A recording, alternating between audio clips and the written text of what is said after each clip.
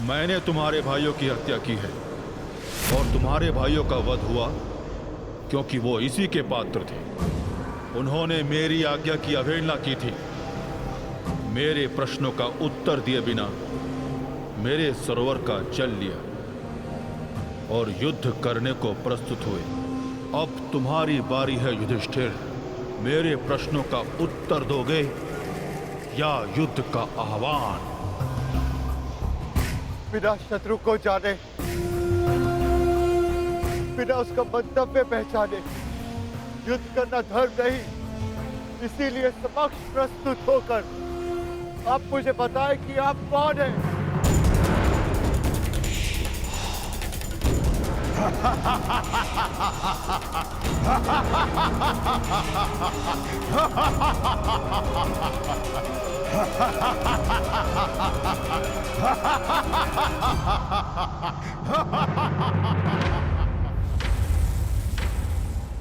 मैं यक्ष नायक हूं और ये सरोवर मेरा है। पंच तत्वों पर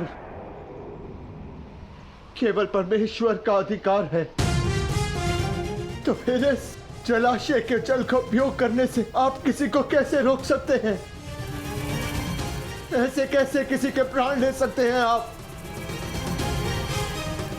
उत्तर दीजिए। मैं व्यर्थ विवाद नहीं करता हूं युधिष्ठिर।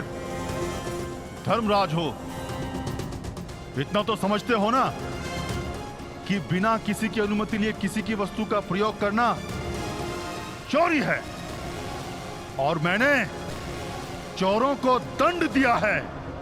परंतु तुमने यहां आकर ना मेरी संपत्ति पर दृष्टि डाली और ना मुझे युद्ध के लिए ललकारा। अभी तो तुमने मेरा आह्वान किया, इसलिए मैं तुम्हें एक अवसर देता हूं। मुझे मेरे प्रश्नों का उत्तर दो और मैं तुम्हारे एक भाई को जीवित कर दूंगा। बोलो, स्वीकार है? भाइयों के पश्चात मुझे अपने जीवन का कोई मोह नहीं है महोदय।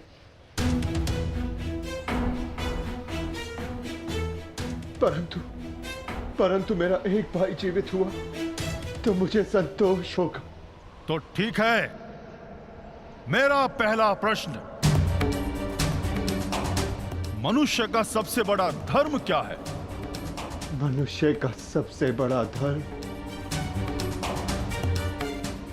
अपना लक्ष्य पूरा करना है। और उसका लक्ष्य क्या है? अपना कर्तव्य पूरा करना। मनुष्य में कितने वर्ण हैं और प्रत्येक वर्ण का कर्तव्य क्या है? मनुष्य में 4 वर्ण हैं: ब्राह्मण, क्षत्रिय, वैश्य, शूद्र। ब्राह्मणों का कर्तव्य है केवल वेद पाठ करना ही नहीं, बल्कि धर्म को जनमानव में बसाना भी है। क्षत्रिय का कर्तव्य पराक्रम से धर्म की रक्षा करना है। वैश्य का कर्तव्य आर्थिक उन्नति करना है और शूद्र का कर्तव्य सेवा करना। परंतु इन चारों कर्तव्यों से बड़ा भी एक कर्तव्य है, वो है प्रत्येक मनुष्य का हित करना।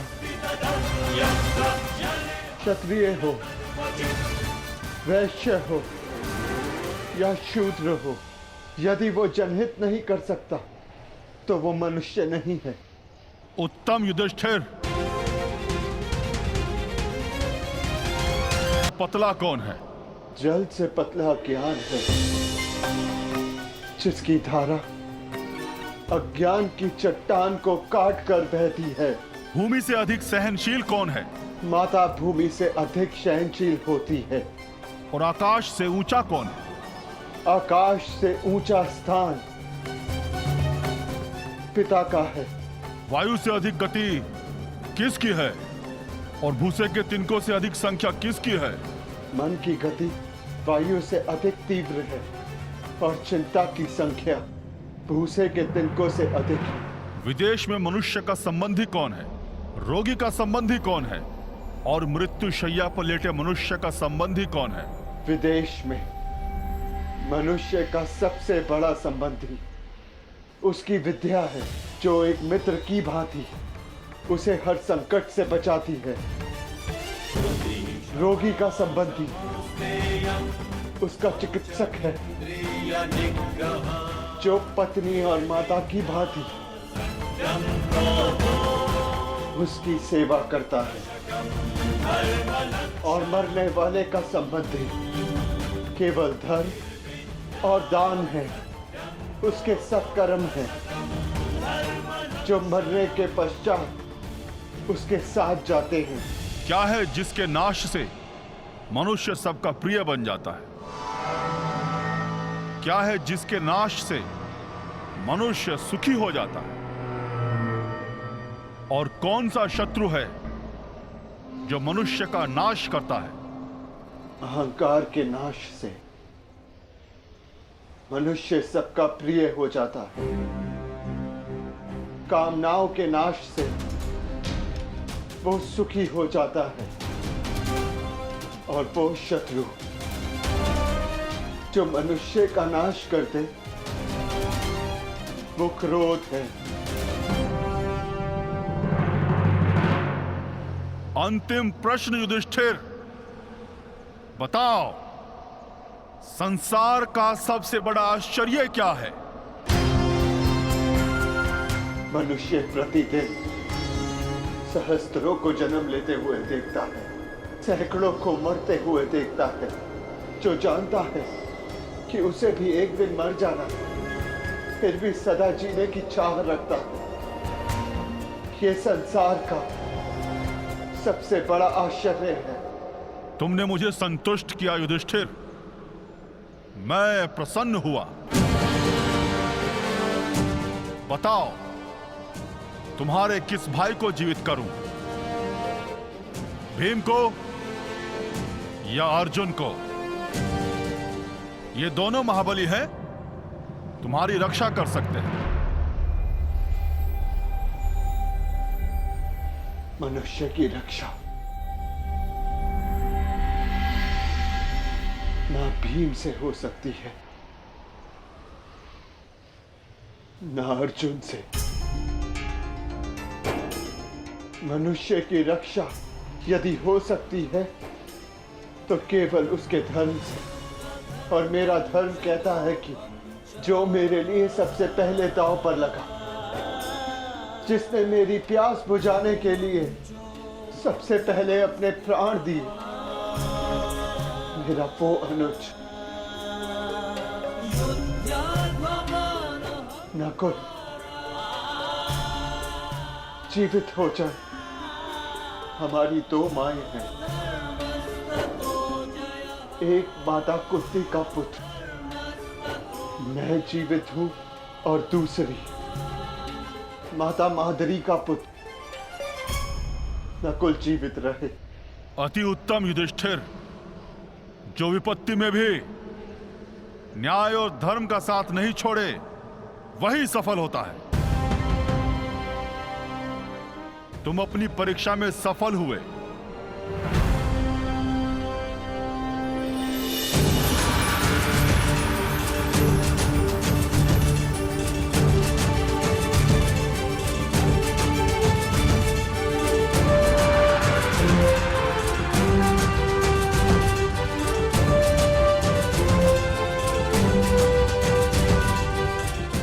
आज मैं पूरा संसार जीत के,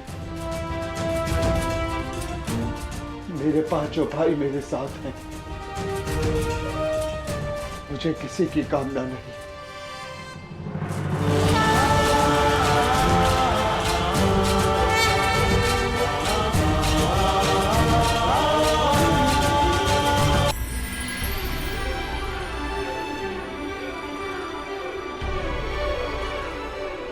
मैं धर्मराज हूं युधिष्ठिर, तुम्हारा पिता।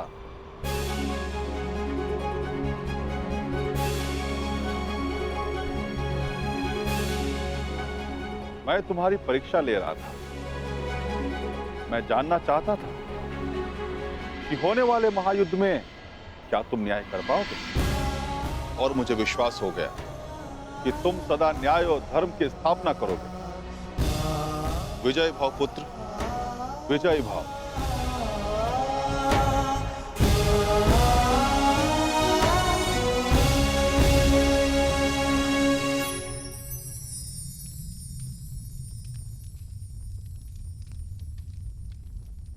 मेरे सभी पुत्र अब सुरक्षित हैं। धन्यवाद देव।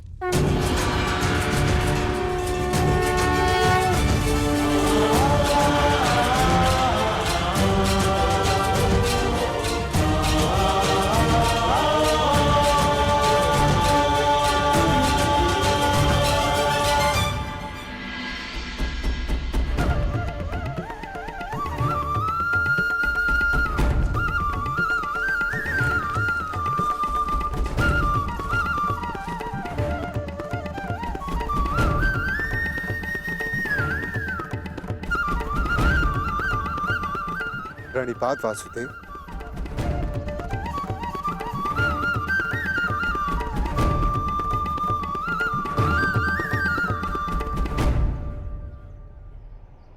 आप यहाँ वासुदेव? हाँ धर्मराज, तुम एक परीक्षा में भले ही सफल हो गए, परंतु मैं यहाँ अगली परीक्षा के लिए तुम्हें सावधान करने आया हूं। कैसी परीक्षा माधव? अज्ञातवास की परीक्षा अर्जुन, जो सरल नहीं होगी। क्या उसके विषय में कुछ सोचा है? जैसे वनवास कट गया वैसे ही अज्ञातवास भी कट जाएगा माधव। नहीं युधिष्ठिर, मनुष्य को अपनी कठिनाइयों से निकलने के विषय में पहले सोच लेना चाहिए, क्योंकि कठिनाइयों का लाभ उठाने के विषय में उसके शत्रु पहले सोच लेते हैं। असंभव! कैसे हो सकता है ये? पांडव बचकर कैसे निकल गए?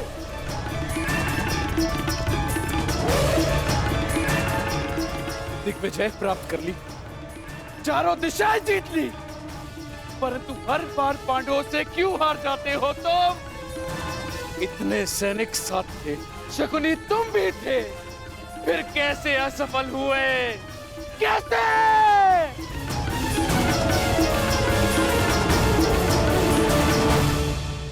रुष्ट ना होइए महाराज, हम असफल नहीं हुए,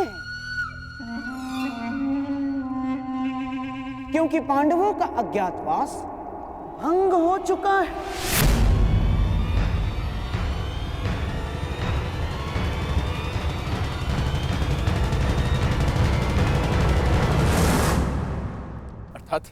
अर्थात ये महाराज कि अंगराज कर्ण ने पांडवों को अज्ञातवास में देखा था।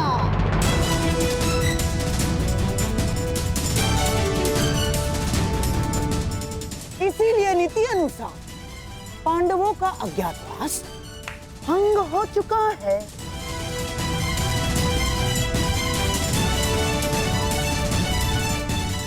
है ना कर्ण?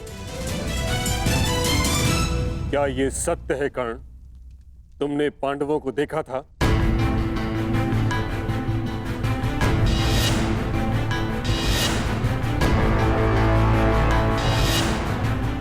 जानता हूं पुत्र, तुमने अवश्य पांडवों को देखा है, परंतु अब समय है कि उनके विरुद्ध एक और अधर्म को होने से रोका जा सके।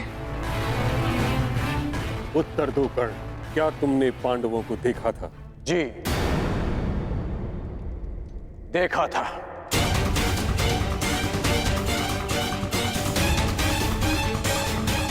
क्या तुम्हारी बात का सत्यापन करने के लिए कोई साक्ष्य है? नहीं। ऐसा क्यों?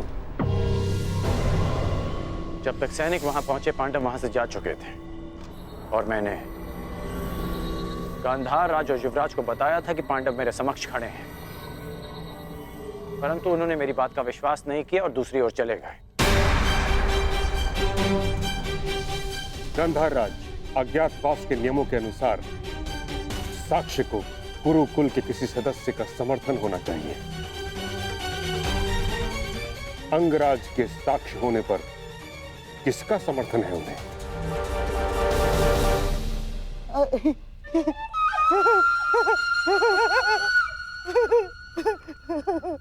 अंगराज कर्ण की बात पर कौन अविश्वास कर सकता है महामहिम? और उनके साक्ष्य होने पर स्वयं कुरुवंश के सम्राट दुर्योधन का समर्थन भी है, हैं? हाँ, मुझे अपने मित्र कर्ण के ऊपर पूर्ण विश्वास है।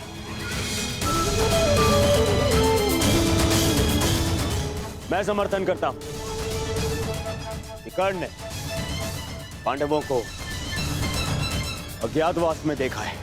युवराज, यदि तुम्हें विश्वास था तो कर्ण की बात ना मानकर दूसरी ओर क्यों चले गए? और आप गंधार राज, यदि आपको कर्ण की बातों पर विश्वास था तो आप उसके पास क्यों नहीं गए? इसका अर्थ यह है कि आपको कर्ण पर विश्वास नहीं था, अर्थात अज्ञातवास भंग नहीं हुआ।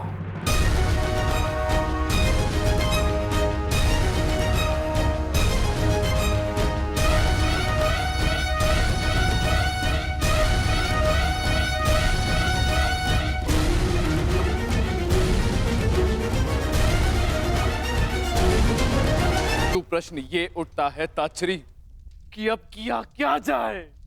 खोज, पांडवों की खोज के अतिरिक्त कोई मार्ग शेष नहीं, क्योंकि नियमानुसार पांडवों का अज्ञातवास किसी विघ्न के बिना आरंभ हो चुका है। अज्ञातवास में जाने का समय हो गया है, परंतु तुम सबके शस्त्रों को देखकर कोई भी तुम्हें पहचान लेगा। भीम की गदा, अर्जुन का गांडीव और तुम सबके अस्त्रों और शस्त्रों को देखकर तुम्हें कोई भी पहचान सकता है।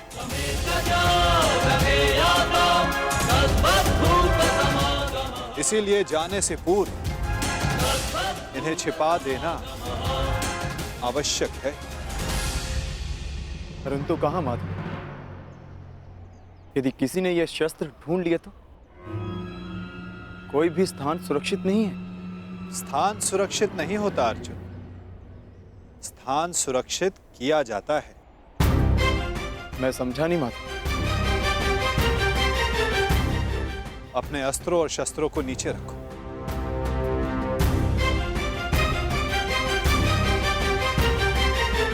सखी, इस वृक्ष के पीछे श्वेत वस्त्र रखे हैं, उन्हें यहां लेकर आ जाओ। जी।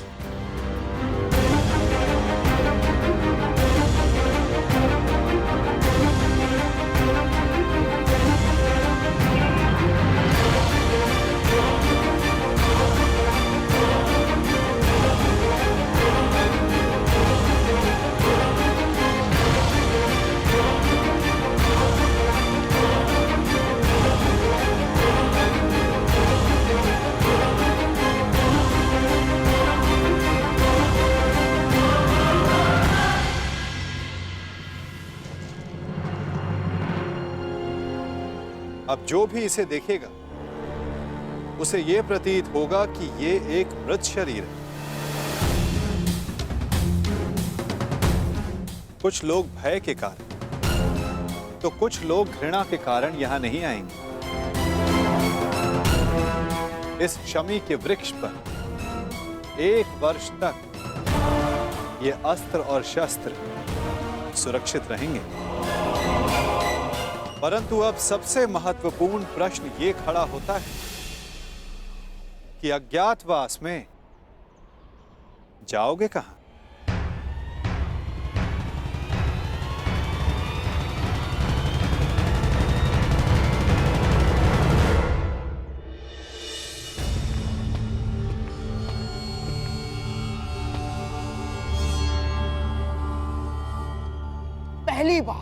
पहली बार किसी ने भरी सभा में शकुनी को मूर्ख सिद्ध किया है कर्ण। और इसका मूल्य तुम्हें चुकाना होगा। मैंने वन में भी सत्य कहा था और राज्यसभा में भी। मैं तुम्हें बस मामाजी, बस। एक दूसरे के ऊपर आरोप लगाने बंद कीजिए। तो हो गया, तो हो गया। अपने घायल दम पर आरोप का मलहम लगाना बंद कीजिए आप। और तुम कौन? अपने आप को मेरा सेवक कहते हो ना?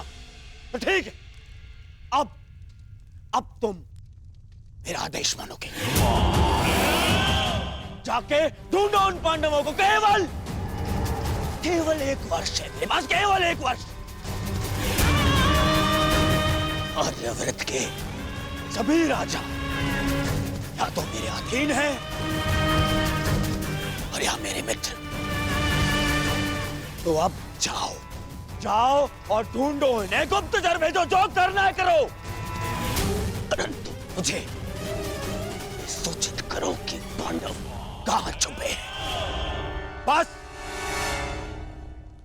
जिस आर्यव्रत पर विजय पाने के लिए 12 वर्ष लग गए दुर्योधन, 12 वर्ष, वहां 12 महीनों में पांडवों को कैसे ढूंढ पाओगे तुम?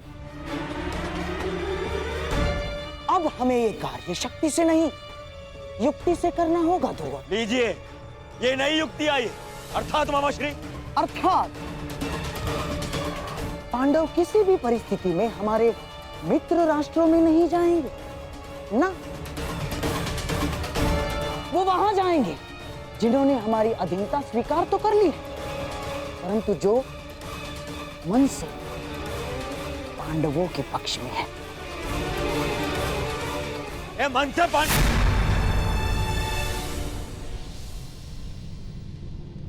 द्वारका। दुर्योधन को लगेगा कि तुम सब द्वारिका में छिपे हो, इसलिए वो अपने गुप्तचर द्वारिका और तुम्हारे मित्र राजाओं के यहाँ भेजेगा। और यदि वो कहीं असावधान होगा तो केवल उस स्थान पर जहां स्वयं उसके मित्र हैं, क्योंकि मनुष्य अपनी खोई हुई वस्तु कभी अपने ही आंचल में नहीं ढूंढता। मैं समझा नहीं, आपका संकेत क्या है वासुदेव? तुम विराट नगर जाओ युधिष्ठिर। विराट नगर के राजा केवल नाम के राजा हैं और वहां पर शासन रानी सुदेशना के भाई कीचक का चलता है। और कीचक दुर्योधन का सबसे परम मित्र है, इसलिए दुर्योधन कभी सोच ही नहीं पाएगा कि तुम सब वहां छिपे। सूर्य भले ही मेघों में छिपा, परंतु उसका तेज बाहर आ ही जाता है। ठीक उसी प्रकार मनुष्य भी प्रकृति से भिन्न व्यवहार नहीं कर सकता दुर्योधन, ना?